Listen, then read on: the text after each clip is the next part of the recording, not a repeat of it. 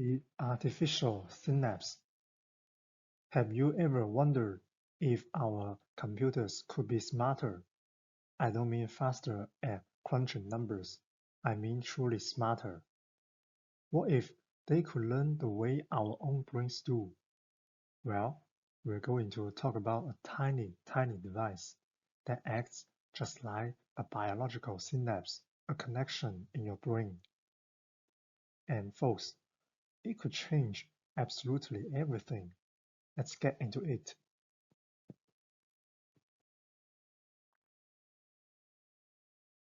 But first, let's start with the problem that I know you've all felt. Why is it that your phone battery just vanishes? Or why does trying to run even a small AI model turn your laptop into a portable heater? And the giant AI systems we read about, they literally consume the energy of a small country. Well, the answer lies in a fundamental problem in how we've built every single computer for the last 75 years.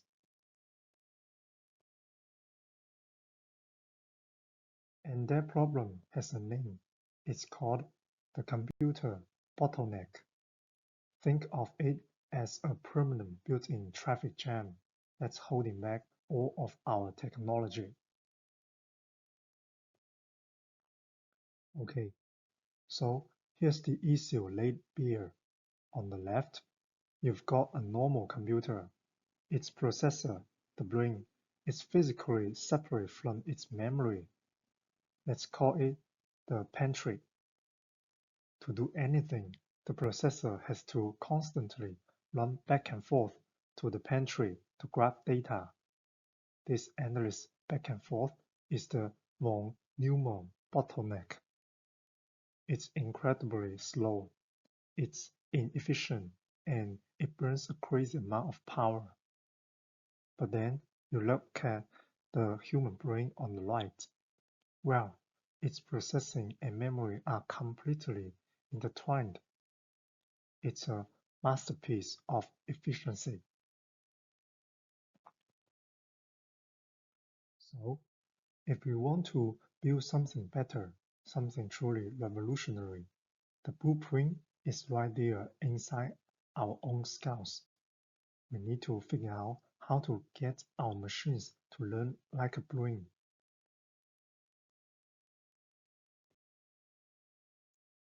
Now, the brain's real secret sauce isn't just having a ton of neurons. It's about having smart connections between them. And this is a concept called synaptic plasticity. All it really means is that the pathways between your brain cells can change. They get stronger or weaker depending on what you do and experience. This right here, this is the physical act of learning.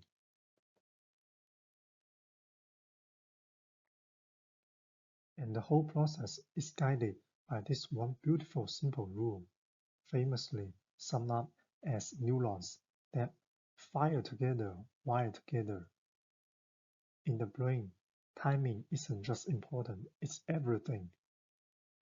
It learns by figuring out which things cause other things to happen.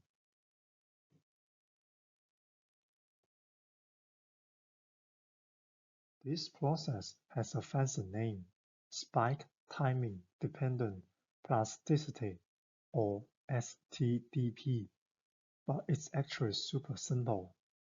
Let's say you have two neurons A and B.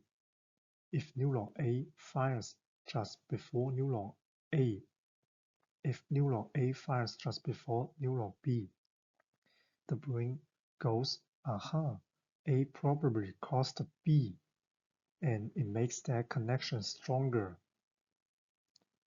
That's called long-term potentiation. But if A fires just after B, the brain says nope. That's just a coincidence and it weakens the connection. That's long-term depression. It's this simple, powerful rule. Reinforce the cause, ignore the coincidence. This is the key. So, the multi-billion-dollar question becomes, how in the world do you build that elegant learning rule into a physical device? Well, say hello to the hero of our story, the memristor. To be specific, we are talking about a hafnium oxide memristor, and the name basically gives the game away. It's a memory resistor. Its entire reason for existing is to be a component whose resistance can change. And this is the crucial part. Remember that change. It's designed from the ground up to perfectly copy the strengthening and weakening of a synapse in your brain. So let's pop the hood on this thing. It's a little stack of different materials, but the real magic happens in that layer of hafnium oxide. And get this, it's just 5 nanometer thick. To put that in perspective, that is 50,000 times thinner than a single human hair. When you apply voltage pulses to this layer, you are physically moving oxygen atoms around, creating or dissolving tiny little conductive pathways. This changes its resistance based on the signals it's seen before. It's kind of like a smart dimmer switch for information. Okay, so the scientists build the device. It looks great on paper. The theory is solid. But now for the moment of truth. Does it actually work? This is really the big question, isn't it? Can this tiny piece of metal and oxide actually copy the incredibly sophisticated learning rule that nature spent millions and millions of years perfecting? So they put it to the test. First, they zapped the memristor with pulses that mimicked, that fired together a causal signal. And you can see on the left, the current flowing fluid got stronger and stronger. The connection was strengthening. That's LTP, long-term potentiation, right there. Then they hit it with the opposite signal, the wire apart one, and just look on the right. The current just faded away to almost nothing. The connection got weaker. That's LTD, long-term depression. It worked. It actually worked. And this right here, this is the money shot. This is the proof. The researchers carefully mapped out how the device responded to all kinds of different timings. And what they got was a curve that is a stunning near perfect match for the learning curve you'd find in an actual living brain cell. If the first pulse came just before the second, the connection got stronger. If it came after, it got weaker. And if they were too far apart in time, nothing changed. It held its memory. This specific asymmetric curve is the unique fingerprint of biological learning, and they replicated it in silicon. Incredible. But the researchers didn't just stop there. Nailing the basics is one thing, but real-world learning is way more complex, way more messy. So it was time for the advanced exam. They started throwing more complex patterns at it. Instead of just pairs of signals, they used triplets, and the device correctly figured out the more complicated relationships. They also found that, just like in our own brains, learning happens faster when the signals are coming in more frequently. And maybe the most important part, after they train it over and over, the new state will stabilize and become a long-term memory. That's a process called synaptic consolidation. It passed every single test they threw at it. But there was one final test, and it might be the most important one of all for using this in the real world. You see, biological systems are never perfect. They are full of noise, randomness, and tiny timing errors.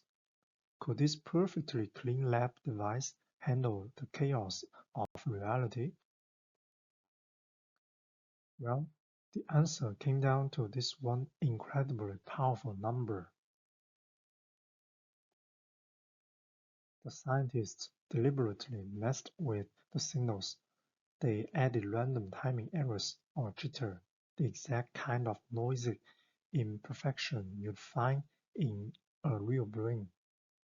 And the performance, it barely moved, a variation of just plus or minus 2.5%.